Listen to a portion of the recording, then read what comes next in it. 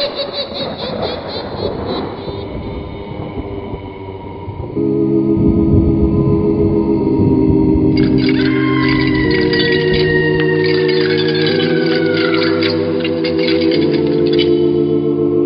Mysterious Old Radio Listening Society podcast.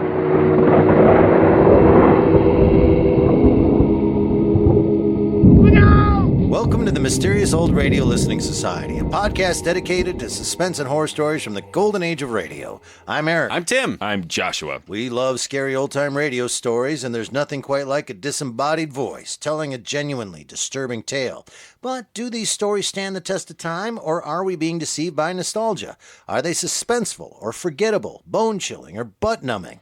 That's what we're here to find out.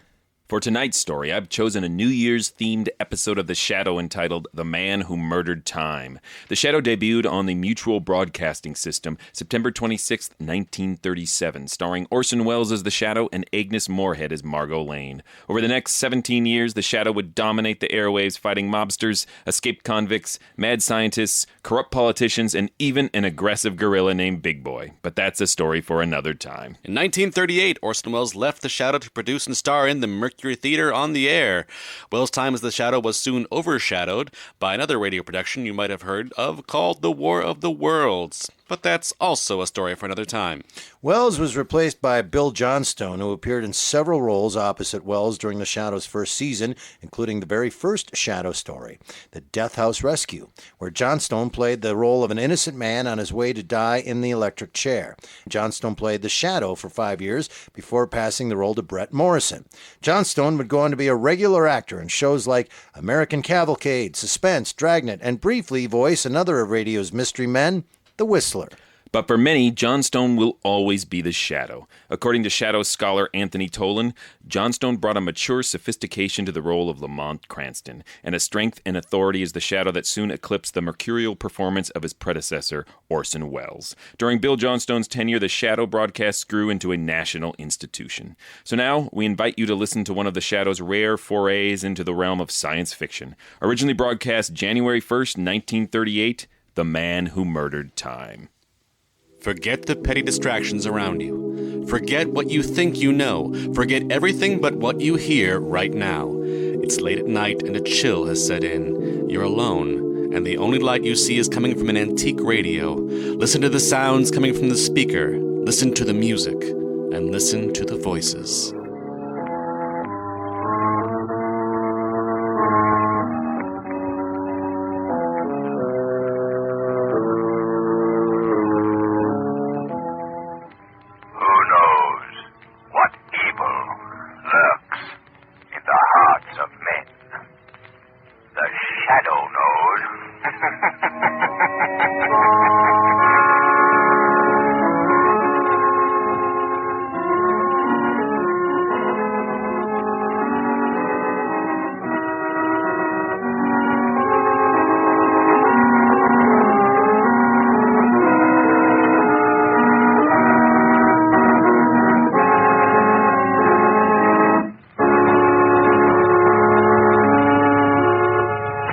While we're waiting for the first act of The Shadow's latest adventure to begin, I'd like to ask every motorist to do this. Take a ride on the new Goodrich Safety Silvertown tire. See for yourself how it grips wet, slippery roads like you never felt a tire grip before. That's because the amazing Silvertown Lifesaver tread acts like a battery of windshield wipers. Sweeps wet roads so dry you can light a match on its track. For the quickest non-skid stops you've ever had, equip your car with Goodrich Silvertown tires.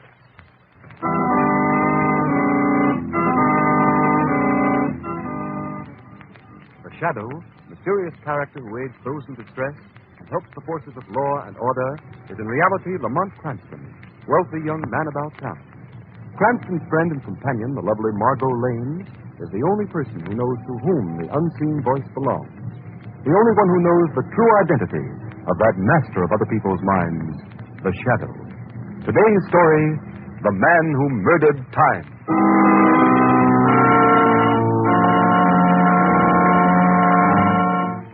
Yes, sir?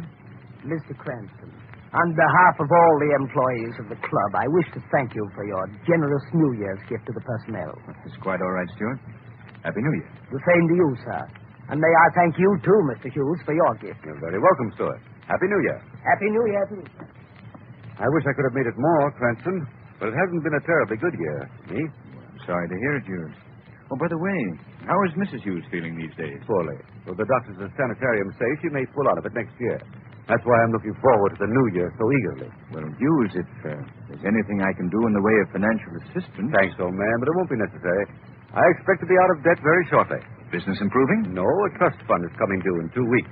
Inheritance from my Uncle Matthew, you know. Well, I'm delighted to hear it, Hughes. It's 4 o'clock.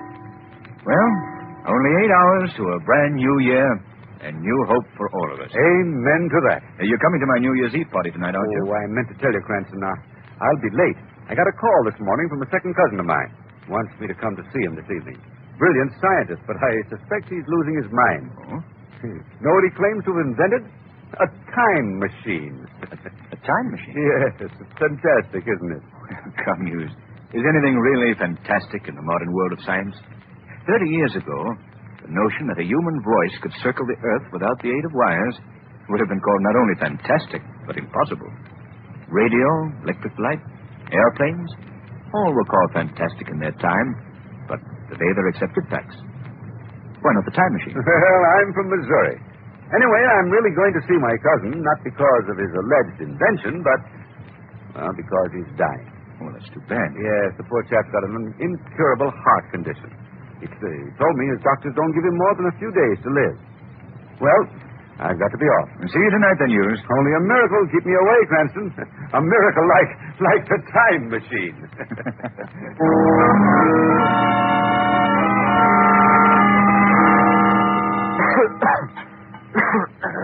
Oh, here, Willard. Drink this water. There. Feel better now? Yes, better Hughes. Perhaps you'd better get into bed, Willard. Frankly, I didn't expect to find you up and about, dressed to kill. Dressed to kill. Very good. Such an apt phrase. Well, why not? This is probably the last day of my life. Well, I'm sure it's not as bad as all that, Willard. If you take care of yourself. Come, Hughes. I'll never see the new year. That's what you're really thinking. Know what I've done today? What, Willard? The things I've wanted to do all my life. Packed them all into this one long, glorious day. I've smoked $2 cigars, eaten the finest foods, bought thousands of dollars worth of completely useless things just for the fun of indulging myself. Willard, I thought that That I'm broke? I am. Then how did you... Borrowed, dear cousin. Spent other people's money, incurred enormous debts. Payable next year. Next year, which will never come. I'm sorry, Willard. Now, what are you sorry about? I'm not. Matter of fact, I've just begun to celebrate. And you must join me, Hughes. Absolutely insist. I bought a marvelous sherry today, a rare vintage. You rang, sir? Really, Willard, you needn't bother. The sherry, John. Yes, sir. I have it here, sir. Fine. Put it on the table. Shall I pour, sir? No, I'll do it myself. That's all, John. Very good. Here you are, Hughes. Drink hearty. Thank you. How do you like it? Nectar. Ambrosia, huh? It has a peculiar flavor, hasn't it? Oh, it'll grow on you. Finish it, Hughes. Drink to my last day on Earth. Oh, no, Willard. Not to that. To my last day on Earth. And yours, my dear cousin.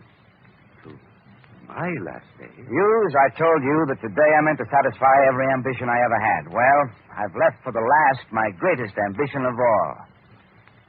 To kill you. To kill me? Why, you're joking. Think so, Hughes? But why? What have I ever done to you? What haven't you done to me? You've been a bone in my throat ever since we were boys together. I believe you're really If it serious. hadn't been for you, I'd have been Uncle Matthew's fair-haired boy, his favorite, his pet. He would have raised me in luxury instead of you. You quarreled with him. You were He would have left me his money, not you, you Judas. You had everything while I starved, scraped, suffered. I've brooded over that, my fine cousin, a whole lifetime. And now, this wonderful day, this last day of the year, I'm going to kill you. I'm going to kill you not once, but 1,000 times. You see that machine in the corner? I see, Willard. Calm down. That's my time machine. Your time machine, yes. I remember your saying. Do you know what this machine can do? It can prevent the future from happening. The future from happening. Oh, now, look, Willard, look. Let me call your physician. Don't be a fool. I'm as sane as you are. That's a scientific machine, not a madman's toy. Do you know how it works? Of course not. I'll explain it in simple terms. Use what is time? Why, time is... Time is like a railroad track. A straight railroad track used, and the world is a train running along that track. On the track behind us lies yesterday, December 30th. Today, we're traveling along that section of track we call December 31st. And at midnight tonight, the train, you, I, the whole universe, is scheduled to plunge straight ahead into January 1st of the new year. You follow me so far, Hughes? Yes? What has this to do with your so-called time machine? Just this. By using a revolutionary principle of physics, my own discovery, my machine bends the straight track of time, curves it, so that the time track forms a perfect circle. You fool, it's a scientific fact. I've done it. Oh, mad, I say, mad. Listen to me, Hughes.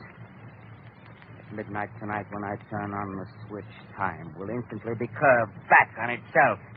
So that instead of continuing into January 1st, we'll go back 24 hours. We'll live December 31st over again and again and again like a phonograph needle caught in a groove. Are we to believe that this day will never end? That you can make December 31st repeat itself forever? Laugh, you fool. You won't laugh long.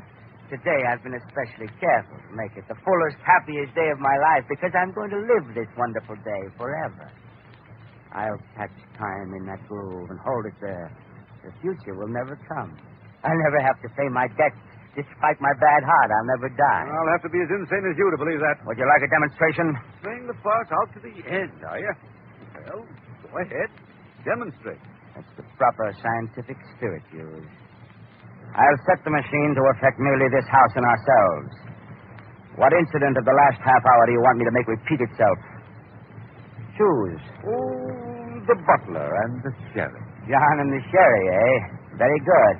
And I want you to bear in mind that just as time will be repeated here in this room for the next few moments, so can I repeat time throughout the whole world, not once, but again and again. Now, let me adjust my machine. There. Now to close the circuit.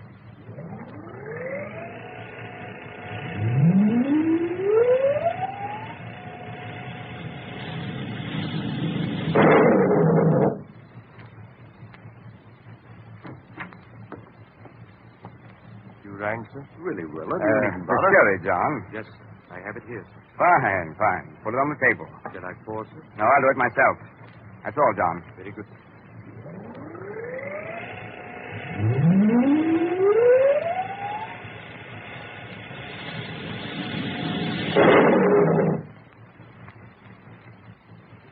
There. The automatic circuit cut us off, and we're back in ordinary time again. Convinced, Hughes? It can't be. It's impossible. It's a trick, a dream, a nightmare. You'll be saying that for all eternity. I'm getting out of here. Are you, cousin? Try it if you can. I can't. I'm paralyzed. I can't get out of this chair. You feel pain now, don't you, Hughes? Yes, horrible pain. You shouldn't have drunk the sherry, Hughes. Your glass contained a slow poison, you see. No, help! There's an antidote on the table.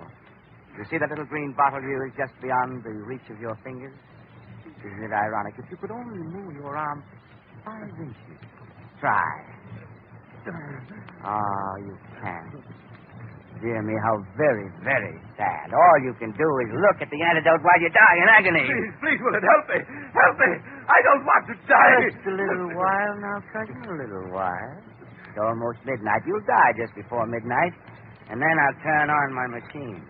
Set it to affect the whole world forever. And time all over the world will snap back 24 hours. Everybody in the world will live December 31st over again and again, forever and ever. You too, you. No. You'll visit me again. Drink the poison cherry again. Die again. Live again. Die again.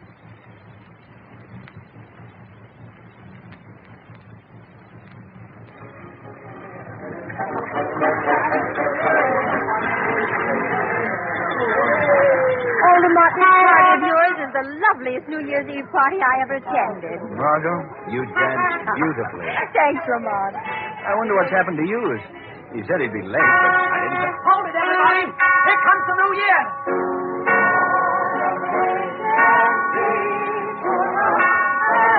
Happy New Year, Lamont. Not yet, Margot. 8, 9, 10, 11...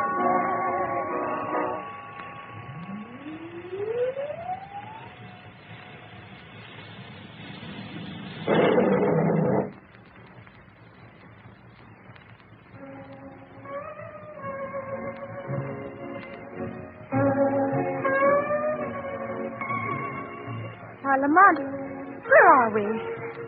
I'm still in your arms dancing with you, but it's not the party, the New Year's Eve party in your apartment. How could that be? I don't know, Margot. What was that awful crash? I don't know. But look around you, Margot. We're dancing in the Honolulu Club. But we were dancing in the Honolulu Club right here last night. Last night at midnight. I mean, 24 hours ago. Oh, I don't know what I mean. Keep dancing with me, Margot. I've got to figure this out. Seems like a dream, and yet... That's it, Lamont. It's a dream. I dreamed through the whole day, December 31st, right up to midnight. Then that crash, and I woke up here in the Honolulu Club. Margot, it wasn't a dream, I tell you. Then what was it, Lamont? I don't know. But something's gone wrong, Margot. Something's gone wrong with the whole world. But everything seems all right, Lamont. Margot, hold on to me. Don't let go. Let's walk back to our table. All right, but I don't understand. Keep holding on to me. Margot, do you remember last night, just about this time, as we were dancing, a waiter accidentally dropped a whole tray full of dishes? Why, yes, that's so, Lamont. Lamont, it's happened. He dropped it just as he did last night. Yes. I see it all now, Margot. We actually lived through December 31st. We, everybody, the whole world. But just as the last stroke of midnight came, something happened to time. Time? Yes. Time snapped back 24 hours. Instead of going on to January 1st, the world went back to the first moment of December 31st. But nobody else seems to realize what's happened. Yes, that is strange. Apparently everybody's forgotten that they lived through the last day of the year. Why do we remember? Margot, I believe that the same power that makes me invisible to others has something to do with this. What do you mean, Lamont? Years ago in India, I was studying with the yogi priests. I developed my powers of concentration, my power of will, to such an extent that apparently this accident of time doesn't affect me. How long I'll be able to fight against it, I don't know. But I haven't your power, Lamont. Why do I remember, too? Margot, because at the instant time flashed back, you happened to be dancing with me. You were in my arms, within the aura of my will, my influence. No. Just so long as you're touching me, you'll remember, too. Oh, Lamont, I can't believe it. I can't. Well, then try it. Let go of me. Go on, let go, Margot. Well, all right. You're right, Lamont. You remember the Higgins, don't you? Margot. Yes, that's the Margot, family. stop. Well, they're very Margot, anxious listen to that me. you and I go south of the Margot. Mississippi. What am I saying? What happened? Oh, Lamont, you're holding me again. Margot, the instant you let go of me, you said exactly what you said 24 hours before. When I grabbed you, you snapped back, free of the new time spell. Then it's true. Oh, Lamont, I'm afraid. Don't let go of me. Steady, Margot. Oh, but it's horrible.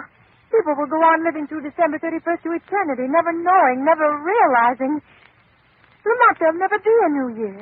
You're absolutely right. Unless this can be stopped. But how can anyone stop it? Nothing human could have caused a thing like this to happen. I'm not so sure, Margot. Hughes told me that a cousin of his, a brilliant scientist, claimed to have invented a time machine. That cousin of Hughes may be responsible for what's happened to time. But who is this man? Where does he live? Hughes didn't say. I'll have to find him some way. And when I do, Margot, it'll be as the Shadow. Perhaps the Shadow will be able to switch time back to normal. Bring the new year to a world doomed to live a day which never ends.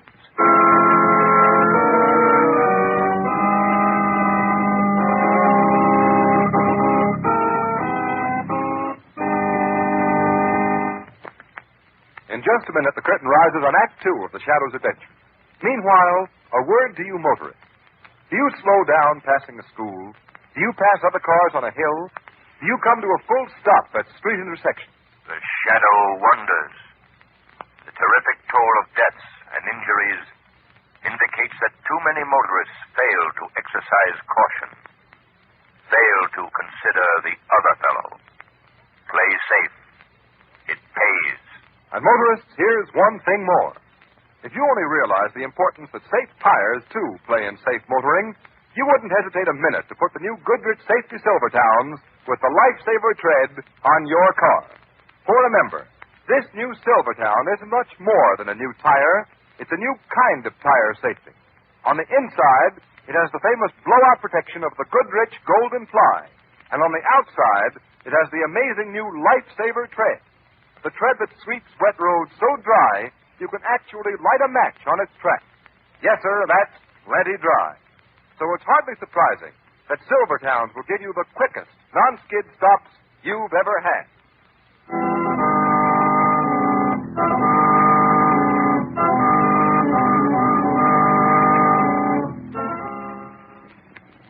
Margot, keep holding on to me. I will, Lamont. We can walk. My apartment isn't far. Oh, why don't you let me come with you? No, Margot. This is the Shadow's job. It may be dangerous. I want you to be safe. Safe in a world gone mad? Now, watch yourself. The streets are slippery with ice. Here, hold on to me more tightly. We'll cross here.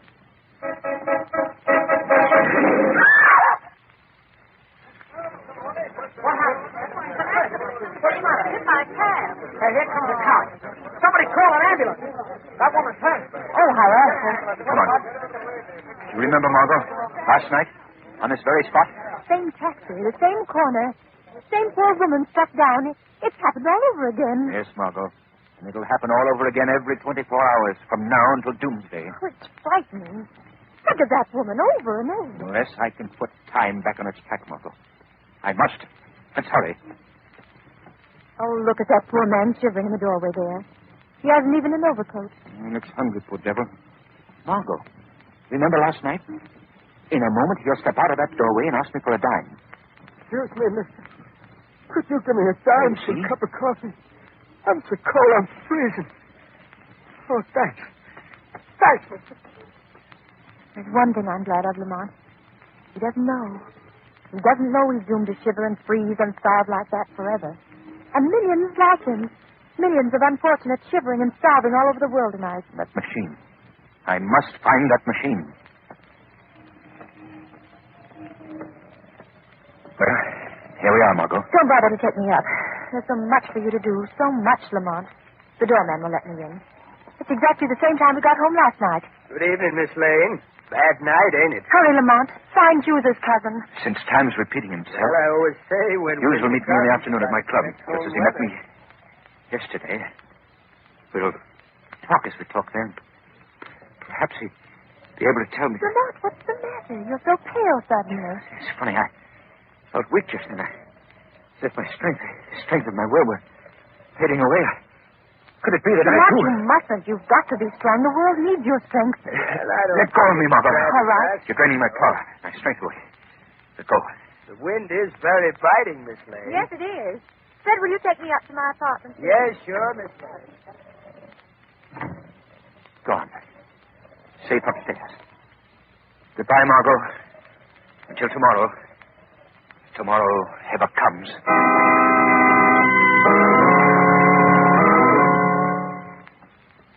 Mr. Cranston, on behalf of all the employees of the club, I wish to thank you for your generous New Year's gift to the Listen to me. personnel. Can't you hear? Don't you understand what I'm saying to you? And may I thank you, too, Mr. Hughes, for your gift. You're very welcome, Stewart. Happy New Year. Happy New Year to you. Stewart, stop. I wish I could have made it more, Cranston, but it hasn't been a terribly good year for Hughes, me. let me take your hand. You're merely repeating what you said 24 hours ago. Fully, though Now the listen to me. mistakes he may pull out of it. Who is your this year. cousin? That's why Who I'm is he? looking Where forward does he to the live? New Year so eagerly. Oh, hopeless. He's not attuned to my will. I'll have to follow him. Make him lead me to this cousin of his. Expect to the to be time out machine. of debt very shortly. I must concentrate. My willpower seems to be failing. I must hold on until Hughes visits his cousin.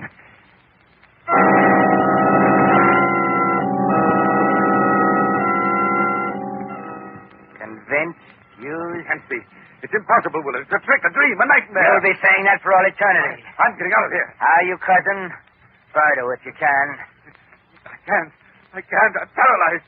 I can't get out of this share. Hughes, you can. You You're feel not paralyzed. pain now, Yes. don't you? Yes, horrible pain. Hughes, there is no pain. You None. shouldn't have drunk the Hughes, share, hear me. Hughes. Your glass contained the slow poison. No, you see. no, help! Help! I have helped you, Hughes. You were not poisoned. I substituted this antidote for the poison in the glass of sherry Willett handed you. You're not poisoned, I tell you. Exert your will. Attune it to mine. Try to get out of that chair. Here. Hold me. Hold me. Now try. I've broken the grip. The time fell a little. I made something happen that didn't happen yesterday. You did something just now you didn't do then. You drank the antidote instead of the poison. Try. Try, Hughes. I heard a voice. A voice. But there's no one here. No one but... Try. Try, it said. Chair. Out the chair. I'm standing. I'm free. Free. Thank the Lord. Hughes, can you hear me now? Who are you? Who are you? I see only Willis. I don't think he sees me. I feel someone holding me. Who are you? Never mind who I am, Hughes. Get out of this house at once. Go to the home of your friend, Lamont Cranston. Yes. You are to attend the New Year's Eve party there. Remember? Yes. I seem to remember. Go now, Hughes. You don't need me to hold you now. I will you to go. Yes. Little while now, sir. A little while. It's almost midnight. You'll die just before midnight. Where am I? Who is that? You feel my power now, Willett. I'm holding you fast. Fast, do you hear? I will. Submit to my will. It dominates you. It snatches you from the field of that evil time spell you cast over the world. I'm powerless in the grip of some invisible force. And it speaks. Who are you? Who? I am the Shadow. The Shadow. Dr. Willett, you are guilty of the greatest crime ever perpetrated against mankind. You thought to condemn the rest of the world to an eternity of cold and darkness and suffering. No, I didn't mean to do that. You wanted an eternal life of pleasure, of evil. You tried to stave off forever the death that hung over you like a sword. I don't want to die. To satisfy your selfishness, you tried to. You did break the laws of nature. And so you must be punished, Dr. Willett. Punished? How? In a moment, I shall smash your devilish time machine. Reduce it to splinters and scrap. And the instant the machine is smashed, time will snap back to normal. Instantaneously, time will take up where it left off when you put the machine into operation. And so will come what you thought had destroyed forever. The new year. The blessed new year. That means new hope and happiness for the good and the innocent people of the world. While for you, it will bring what God decreed for you. Death. No, don't smash the machine. Give me one more day of life, just one. Then I'll smash it myself. Not 1 hour, not 1 minute, not 1 second. Don't more. let me die.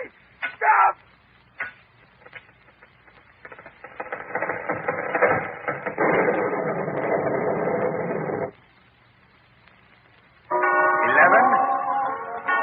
It's the New Year, Lamont. Yes, Margot.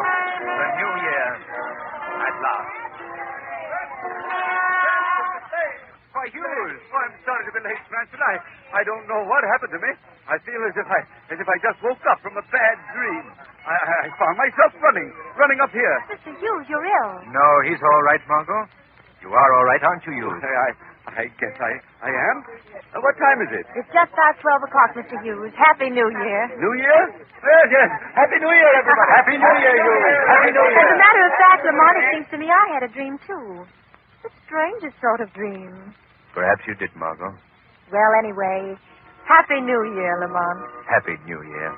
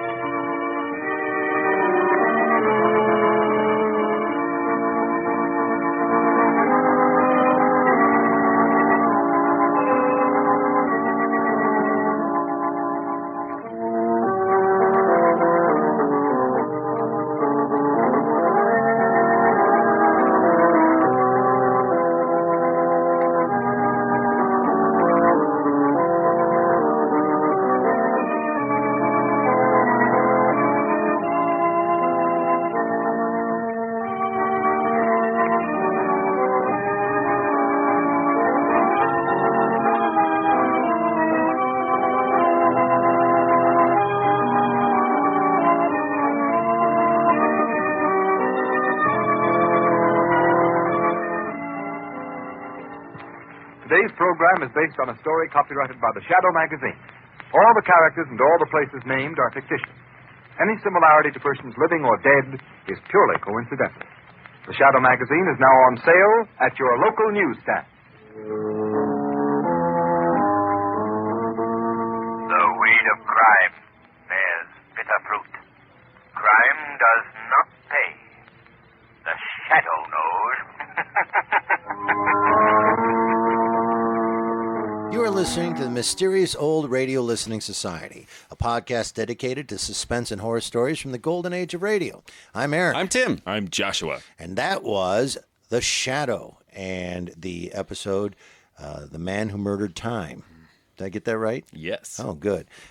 1938. 38. Bill Johnstone. Yep, his first year as the Shadow. You mentioned in the beginning of this the accolade, the review of Johnstone as the definitive Shadow, and I couldn't agree more. I was nodding my head as we were doing the opening. I know I'm not alone, but man, he was the best Shadow, and he proved it again in this one. Mm-hmm. He's just as an actor, he's just perfect for this role. He's absolutely wonderful. Great episode, a lot of fun. I've heard this one. This is my 8 millionth time listening to this one. It's a classic. Have you ever heard this one before, Tim? No, this and The Gibbering Things are the only two episodes of The Shadow I've heard. Wow. That is awesome. Awesome. Which makes me think The Shadow is an insane series. Right, because Joshua has picked two Shadows now. Yep. And he's picked two of the more out there ones. Yeah. Like they don't do that a lot with these. There's a lot more fighting crooks. Yeah, corrupt politicians does not seem like business as usual in this Shadow set. I do like the really pulpy ones that just embrace the weirdness. But you wouldn't be disappointed if you just picked a random Shadow. They're all pretty well written, especially the Johnstone era. Well, let's start with the man who picked it, Joshua. Initial thoughts of what you think of this episode. Where does it go back for you first time listening to it? Well, when I was maybe in junior high, I heard it, and I thought it was really cool because it happened on New Year's Eve, and it had time travel in it. And again, I hadn't heard another Shadow like this. And for many, many years, up through early college, it was a regular tradition where I listened to this. On New Year's? Yep, on New Year's Eve, usually with my brother or my girlfriend later on. And so it was a lot of fun to revisit it. I haven't in a long time. Yeah, some great moments. I love that it's time travel, and they have this great speech from the Shadow, who seems to acknowledge that this is a little out there for the Shadow. When he has this speech about, is anything really fantastic in the modern world of science? He's basically saying, hey, years ago, this radio that you're listening to, that'd be fantastic. So stop complaining about time. We're just going to do time travel, and it's okay. All right? Yeah. Get on board the Shadow train. It's basically this is going to happen. Yeah. Within 10 years, we're going to be time traveling.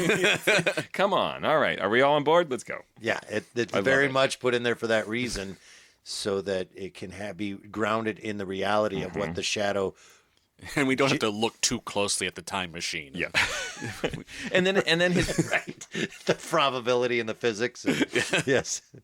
Yeah, and then the guy's response for years baffled me because I first heard it when I was young, when he says, "Well, I'm from Missouri." And when I was young, that became between my brother and myself this sort of quintessential non sequitur in our mind. And we used to say, "Well, I'm from Missouri," and we just thought it was the weirdest thing ever. And it wasn't until I was in college that someone said, "Well, it's the Show Me State," and I was like, "What?" Oh, I get that episode of The Shadow. That was Finally. That was my first note I wrote down. Well, I'm from Missouri. I loved it. Yeah, I was probably the only person under the age of 80 who was in the theater watching Groundhog's Day 2 and went, "They stole that from The Shadow." Or knew what it meant. Yes. They still use that phrase in Missouri a lot. Yep. Oh, yeah. I had to explain to my daughter also. Yeah. Like, Missouri? What? Yeah, Missouri. See, there's another. The state. Apologies to everybody in Missouri.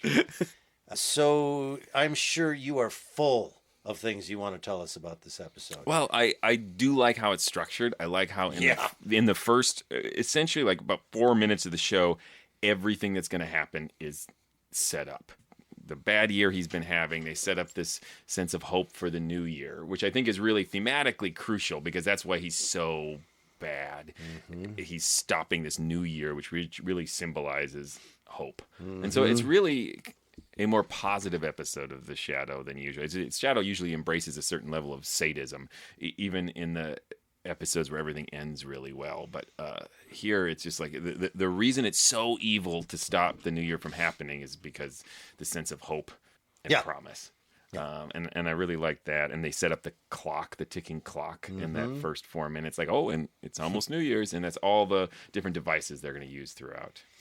Groundhog's Day without the ability to change your day. There was the Groundhog Day comparison was obviously jumped to mind, but it was interesting that in the film it was just sort of assumed it's the one guy who's experiencing it over and over again, and the Shadow just assumes like it's them. I'm fine. Yes. I loved the strength of his will. Yeah, but you know what I loved? One of the devices I loved is that by touching him, you were brought into the reality, and when he lets go of Margot and she just starts drops singing, into the she groove, drops right into what she was saying at that point. And then he grabs her again. I loved that. I thought that was really cool and really well written and fun to listen to. It was that device. It was entertaining, and it was also really clearly described. These are the rules of this time travel. If you're not the Shadow, you are lockstep into what you did before. Yeah. Okay, this is going to sound stupid, but it's plausible because he's the Shadow that he is not affected by this. You know, because of what we've set up as who he is. I'm fine with the fact that he's the only one. And somewhere in India, the yogi priests who taught him this, they're going, what's going on? With the time difference, it probably makes no sense to them. What's everybody doing the same thing over? What is everybody doing the same thing over and over again for? Here's something about the idea of the Groundhog's Day phenomenon, that storyline, living the same day over and over and over again. That you would go and, oh, well, then I'm going to kill everybody. Why not? They'll be alive again, and I'm going to go. And Bill Murray in that movie, I know we keep bringing that up, but there's a little bit of that in that story where he's like, well, I'm going to go do a bunch of crazy stuff until... Yeah, but in that movie, he has to figure out what's happening. In this movie, in this version he's planning it. So he's planned out the murder. He's borrowed a bunch of money. I don't know who lends the terminally ill guy tons of money, but he buys $2 cigars. Whoa. Right. The other thing, I don't know how to put this... nicely. All right, so I'm always shocked that in our world that there aren't more people who are diagnosed terminally ill going on murdering sprees. You know, like if you have 6 months to live, well, I'm going to go get all the people I don't like. Wow, I hope you die suddenly, Eric. But don't you think I wouldn't do it? But don't you think there'd be more people that... But it never happens. Maybe it has, but you never hear about it. I suppose that when you get that 6 month notice, you have your option of sprees. You could go on killing spree. You could travel the world. Yes. You're overwhelmed. No, listen, I agree that a lot, but we never hear of the terminally ill person that went, well, I'm going to choose this one. You would just think would happen more often, like every now and then. Like, you're terminally ill. Well, goodbye every boss I ever had. I think, but it's only in fiction that terminally ill people feel great and are at like full maximum strength, and they get a month to live where they're going to like feel great, not be in the hospital, and just, the clock's going to tick at the end of that 1 month or 6 months, and they're going to drop dead. Most people, I think, are dying very slowly over those last. And you think they could still have their minions go kill people? I don't know. It's like the guy from Saw. Exactly what I was about to say. I don't know. Maybe I'm wrong. I just am always shocked. I would think that 1 out of every 6,000 people who are terminally ill would go, well, I'm going to go get a bunch of people that I don't let's find 6,000 terminally ill people and see which one. So you're saying never that in the news that way. You're surprised like more Make-A-Wish kids don't go for assassination. Maybe I'm saying that. All right. I feel dumb about bringing that up now. A little bit of a subject change. I thought it was very sweet that exactly 24 hours apart that Margot and Lamont were dancing. He is truly a man about town. It's like 24 hours later. Previously, he's at the Honolulu Club, and it's like, wow. Right. Yeah, he is a gadabout. Gadfly? What is A the man about town. Yeah. That's who he's described as. And I do like the player that he is. He's like, don't stop touching me, Margot. Honest. You're really going to regret it. No, it's okay. I'm remembering everything. Don't stop! I love, I bring up Foley a lot in our podcast. It's a huge part of these old-time radio shows for me, and I loved the sound of the time machine. Me too. Yeah? Yes. Mm-hmm. I thought it was a cool choice of different weird things that I could see the machine. And I thought that was really well done. I love how quickly the Shadow figures everything out. And I mean, I think it works well because, again, he's that infallible hero. The waiter drops the plate, and he's on it. Mm-hmm. He's like, well, we're repeating time again, obviously, because that happened before. I remember that. And he quickly figures out, well, I'm just going to follow Hughes to Willard's house because he twigs that conversation about a time machine. And Right. I mean, it's really satisfying because the clues are actually laid out earlier in the story, and he the pacing of it, and it makes sense. If you figure that out, you're going to follow him over there. You're going to Thank God Lamont Cranston talked to that guy just the day before about the time machine. Otherwise, it would have taken him a lot longer to figure out what was going on. But it was also interesting the various steps of like, I can't actually get the information of where he's going from him. Mm-hmm. Oh yeah, because he didn't tell me the first time around. So I just got to follow him. Yeah, it does adhere to its own rules that it sets up rather deftly in the opening. And apparently he wasn't willing to hold his hand or something. He wasn't going to take him out dancing. I love the moment when he becomes the Shadow, which, all right, here we go. There's really no reason for it, but he becomes the Shadow. And the guy that drinks the poison, and he's talking to him, and break out.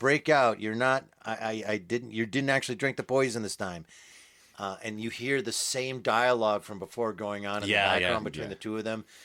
Whether it was pre-recorded and they played it again or not, it was just a cool effect that he's talking as the Shadow through that, and then finally the breakout of that guy to hear it and say, "Oh, someone's talking to me." I love that whole scene. I thought that was pretty cool. Oh, by the way, that scene also has this fantastic line. Devilish time machine. Yes. Oh, yeah. The Shadow is enjoying his own words at the end. Devilish time machine.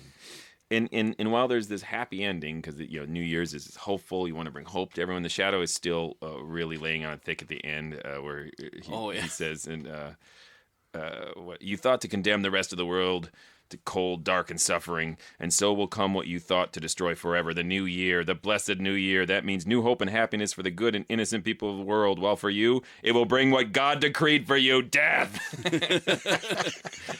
I just love that balance of like hopefulness and die, scum. Yes. Like, I'm sorry I did this. I just want to live a little bit longer. Like, not 1 second.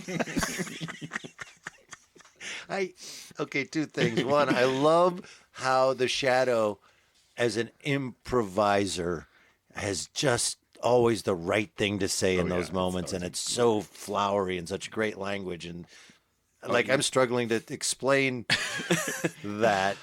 And I'm struggling to think of the Shadow playing Zip Zap Zop. I think he's written Can them all. someone give the Shadow language, please? Something you would buy on Christmas. But you brought up the guy that was dying. I feel bad for him at the end. Like, he's dying and he's begging for just don't do this. And I ended up feeling bad for him. And the guy who built the time machine? Yeah. No, I was with the Shadow. Yeah. Really? He poisoned the guy. He built a time machine specifically to kill this guy over and over and over and over again. And he set the antidote just out of his reach, Right. Eric. But he felt bad. He felt bad when he got stopped. Look, he was again. terminally ill. Yeah. Yeah. I hope you get hit by a bus, Eric. I'm really scared of you right now. Well, anything else that you want to bring our attention to about this, Joshua? I just really love all of it. I also love that the Shadow actually comes in on the Goodrich Safety Silvertown tires and actually says, play it safe, it pays. Shadow's actually, buy these tires or die. Threatening death to a lot of people in this one. I think it goes without saying Joshua thinks this stands the test of time and it's a classic. I might be biased because it's so part of my childhood. Maybe it probably is dated to some degree, but I think the story, especially time travel and how popular that is still today, I think that element of the story really brings it a little forward in time and is more relatable. I love how it's crafted. I love the story. I love everything about this, and I also believe it stands the test of time. And I think it's a little suspenseful and scary and got that evil factor and all of it. But since we may be jaded from our childhood or having listened this long time, Tim, what, as you, a new person to this episode, did you feel about it? Well, two things. It feels even more relevant this year than it might have had we listened to this last year, because 2016 has been described by so many people as this terrible, horrible year that has killed so many people, had so many terrible things happen, and we are just desperately waiting for this year to be over in the assumption that will somehow make it better. But that mood is certainly permeating a lot of folks around these days, and it seemed very much in the spirit of this episode that happened nearly 80 years prior. Wow. Also, I know you guys love The Shadow so much, but I'm now kind of afraid to listen to anymore because in my mind, in my mind, it's like just years of craziness, just years of extremely weird, bizarre villains and situations that I want to live in that world. But the episode, to be on, actually respond to the question, I think, yes, it is both timeless and extremely relevant right now. I would say, though, that you will enjoy The Shadow. There's a lot of weird moments, if not weird stories. All right, well... Yeah, he's like an invisible guy who just chuckles in the corner. Right. That's exactly it. Even the most mundane stories, it's still fun. Right. Well, we all loved it, and we hope you loved it, and we adore that episode. That's what we've decided. All right, so if you would go on our website, which is... GhoulishDelights.com. Tim, say it again. GhoulishDelights.com. It's Tim's website. Tim, there they can vote on stuff. Yeah, we have polls. Every each episode you can say, like, I thought this also was a classic timeless episode, or you can say this is terrible, or something in between. And if you're listening to this on iTunes, you can... Write a review. Write us some reviews. We've had some great audience reviews, and we appreciate those. If you haven't written a review, please pull your weight. Write one. Today. And the Mysterious Old Radio Listening Society is going to be appearing live on stage doing recreations of old-time radio shows at the James J. Hill Library starting in January in St. Paul, Minnesota. If you're in that area, please go to GhoulishDelights.com to find out more. In fact, in January here, our first ones will be an episode of Suspense. Is that right? House in Cypress Canyon. And an episode of The Shadow. We are doing The Gibbering Things. Yes. And we'll be doing those live again at the James Hill Library with two other phenomenal actors, Shannon Custer and Joe Wiseman. Again, you have to go to GhoulishDelights.com. and there you'll find all the information on that. So, Tim, you got the next episode. What happens? This is going to sound like a made-up name, but we are going to be listening to The Strange Judgment from the series The Weird Circle. You made that up. Yes. Well, we'll look forward to that. Until next time. Look out!